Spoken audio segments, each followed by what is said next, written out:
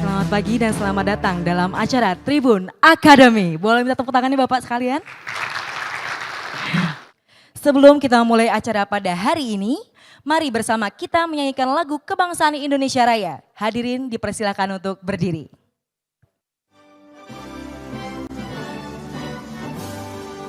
Baik, hadirin dipersilakan untuk duduk kembali.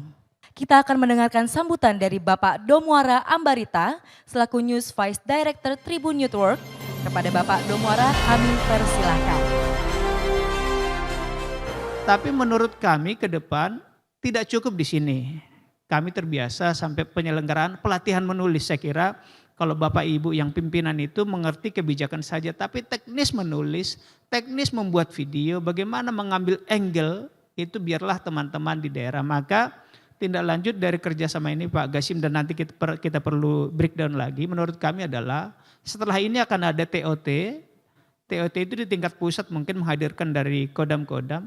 Lalu setelah itu ada TOT lagi di tingkat kodam sampai ke Korem, sampai ke Dandim, di mana nanti Dandim mengirim dari koramil-koramil, bahkan Babinsa gitu. Jadi berjenjang. Untuk selanjutnya, sambutan kedua kami mengundang Bapak Paulus Tri Agung Kristanto selaku Wakil Pemimpin Redaksi Harian Kompas dan anggota Dewan Pers untuk naik ke atas panggung. Kepada Bapak Paulus kami persilahkan.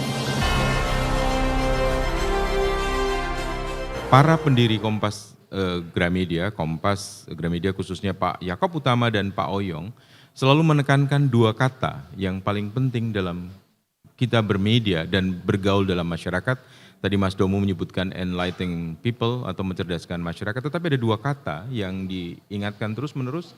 Yang pertama adalah kemanusiaan, yang kedua adalah keindonesiaan. Saya kira itu tidak ada bedanya dengan teman-teman di TNI Angkatan Darat untuk tetap mengutamakan keindonesiaan, menjaga negara persatuan Republik Indonesia. Negara kesatuan Republik Indonesia ini di dalamnya ada manusia, karena itu juga menjaga kemanusiaan dan itu hubungannya juga dengan dunia luar. Selanjutnya kita akan mendengarkan sambutan dari Kolonel Infantri Mukhlis Gasim SH MSI Kasubdis Listra Dispenat. Untuk itu kami mengundang Bapak dengan hormat untuk naik ke atas panggung. Kepada Bapak kami persilahkan. Kepala penerangan atau para komandan satuan adalah source of information yang harus kredibel dan dapat menjadi referensi resmi, baik bagi media massa maupun halayak umum atau publik. Sehingga menjadi sebuah keharusan untuk para kepala penerangan atau para komandan satuan melatih kemampuannya dalam berbicara di depan umum atau yang dikenal dengan public speaking. Saya berpesan agar seluruh peserta dapat memanfaatkan kesempatan yang sangat baik ini untuk menggali pengetahuan dan pengalaman sebanyak-banyaknya kepada para narasumber, kepada para mentor, dan jalin koordinasi silaturahmi. Dari para mentor dan para narasumber, mereka adalah orang-orang yang telah teruji kapabilitasnya dalam hal public speaking.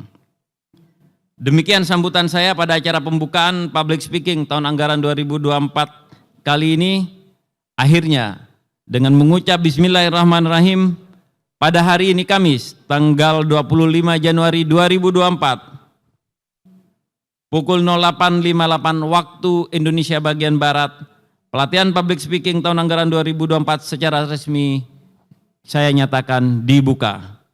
Semoga Tuhan Yang Maha Kuasa memberikan petunjuk dan perlindungannya kepada kita semua dalam setiap langkah pengabdian kita kepada bangsa dan negara. Tanpa berlama-lama untuk memulai pemaparan sesi 1, saya mengundang Bapak Domuara Ambarita selaku News Vice Director Tribun Network untuk menjadi moderator sesi 1 untuk waktu dan tempat kami persilakan. Langsung saja kita undang pembicara untuk mengangkat topik disinformasi, black campaign, dan jurnalisme solusi.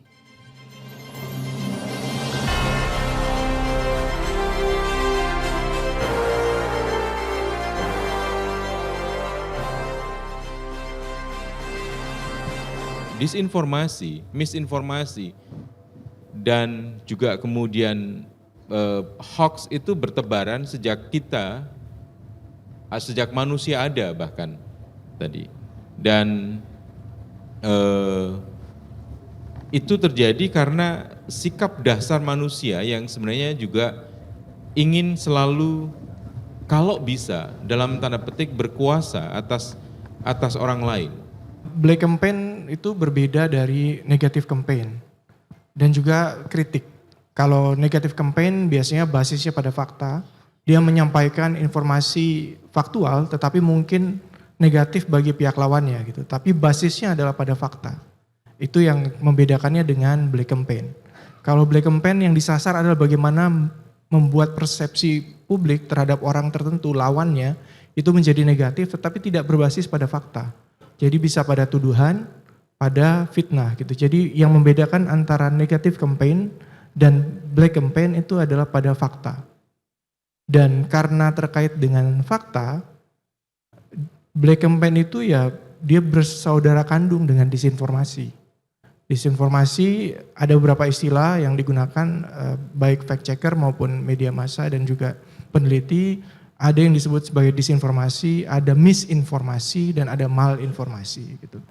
Ketika di media sosial atau di dunia maya itu ada berita yang mengarah ke hal yang negatif terhadap satuan kami ataupun satuan kita, hal apa yang paling tepat yang harus kita lakukan?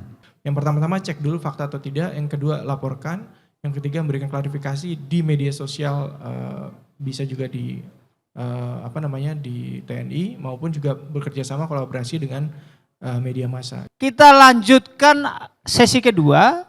Di sesi kedua ini kita akan membahas tentang topik excellent and effective communication, how to handle crisis. Nah ini kami undang Mbak Glory agar naik ke podium.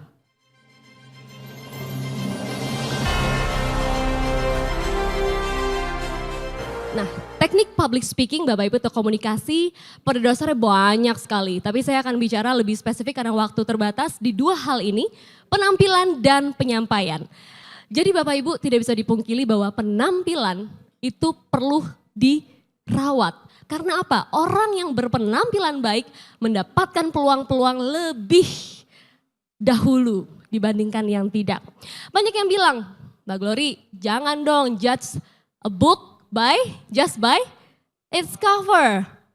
Nyatanya Bapak Ibu, mungkin 60-70% buku di Gramedia laris, bestseller, gara-gara covernya juga awalnya ya.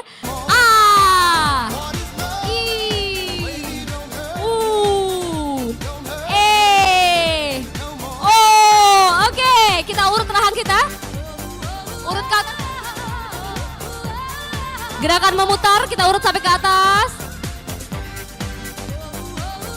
Sampai ke bawah telinga. Kemudian ke bawah ditarik seperti ini. Tidak semua hal-hal yang dipunya perusahaan disampaikan ke publik secara utuh. Sama dengan semua institusi seperti itu. Termasuk ini kepala-kepala penerangan yang hadir di sini. Tentunya ada fakta yang berbeda akan disampaikan. Padahal tadi di dalam Mbak sampaikan ada kita harus menyampaikan fakta untuk confidence, kemudian mencapai pengetahuan yang kita ketahui itu harus sesuai fakta itu. Namun kenyataannya tidak seperti itu. Nah, bagaimana menyikapi itu biar agenda setting itu tetap tersampaikan secara utuh sehingga apa yang dinikmati oleh massa ini tetap bisa sesuai apa yang kita inginkan. kita perlu jujur, tapi kita perlu cerdik juga dalam melihat situasi. Kalau dalam hal ini saya banyak belajar dari politisi gitu ya. Karena politisi itu kalau kita wawancara Pak, kita tanya A, dia jawabnya B kadang-kadang gitu ya. Maksudnya apa? Kadang-kadang kita sudah punya agenda setting. Saya mau menjelaskan soal program operasi katarak dari TNI misalnya gitu ya. Nah ditanyanya sama presenter atau pewawancaranya, Pak bagaimana Pak ketersediaan ini tadi, lokasi tadi, keamanan dan segala macamnya, kita nggak mau ke sana. Kita nggak mau ditelisik mengenai senjata, mengenai apa, kita maunya ke operasi katarak misalnya. Nah apa yang dilakukan oleh politisi? Dia jawab sedikit saja pertanyaan yang tadi ditanyakan di awal, ya tentu sebagai tentara kita harus terus mempertahankan garis depan dan juga mempersiapkan artileri yang bagus.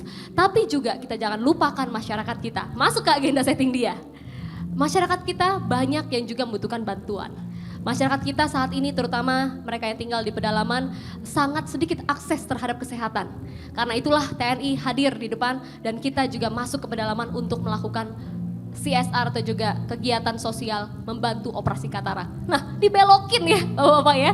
Apa yang ditanyakan gitu ya, dia mengarahkan kepada kekuatan militer, kepada senjata dan apa segala macam, kita bisa jawab sedikit di depan, kita belokkan ke agenda setting kita. Selamat siang semuanya, kembali bersama Olivia Nur. Selanjutnya kita akan memasuki sesi ketiga dengan moderator Bapak Vovo Susatyo selaku General Manager Digital Content 2 of Tribun Network. Kepada Bapak Vovo, waktu dan tempat kami persilahkan. Terima kasih.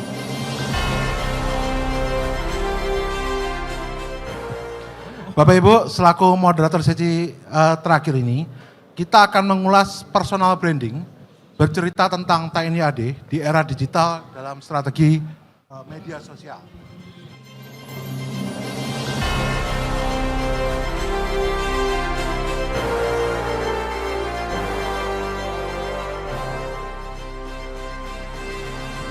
Makanya kalau militer itu punya operasi militer selain perang, mungkin yang di digital ini seperti perang, Pak. Operasi militer seperti perang. Kenapa? Karena butuh target, kita menentukan targetnya, kita menentukan strateginya, dan kita harus punya skillnya. Kalau di tentara itu kan lebih baik mandi keringat ketimbang mandi darah di pertempuran. Jadi latihan terus dan lain sebagainya, dan itu harus dilatih. Dan hari ini di sosial media, di dunia digital, di konteks pemilu, kita menyaksikan pertempuran narasi antara pasangan calon, antara orang-orang yang terlibat dan lain sebagainya. Ini udah ada pertempurannya seperti itu.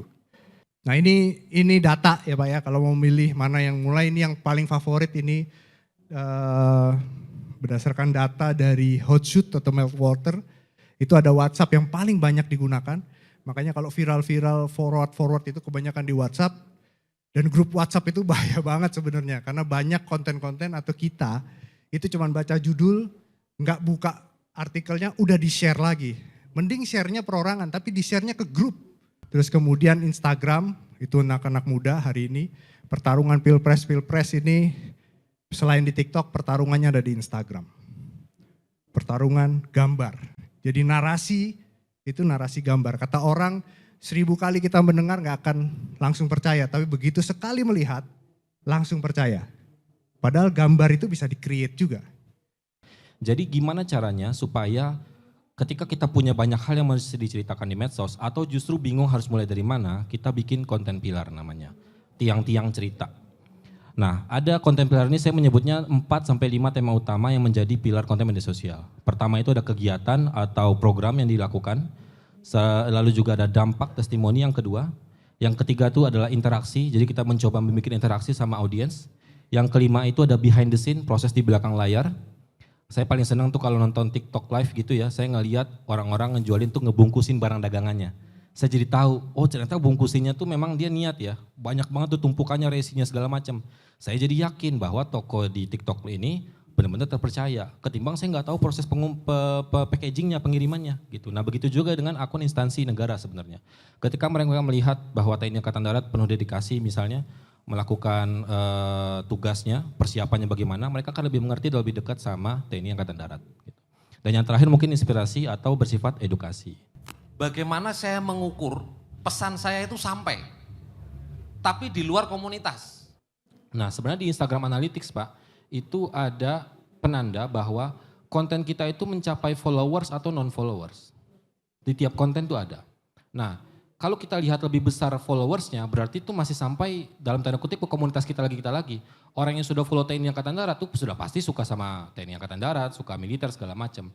Tapi begitu dia reach out keluar non-followers, nah itu kita bisa bilang bahwa kita berhasil menemukan audiens baru untuk memberikan pemahaman soal militer atau kedaulatan negara gitu. Dan sekarang mungkin tips sederhananya nggak solusi tunggal, bahwa sekarang mungkin Instagram lebih memprioritaskan Instagram Reels karena lebih gampang disebarkan gitu ketimbang mungkin satu gambar foto atau segala macam gitu. Dan di TikTok itu ada analytics juga, per video kita bisa lihat ini video ini source-nya datang dari mana. dari FYP atau dari followers. Nah, video TikTok yang berhasil itu kalau kami menyebutnya yang datang dari FYP. Orang tidak follow tapi orang nonton gitu. Dan kalau di YouTube itu juga ada referralnya, kita bisa lihat.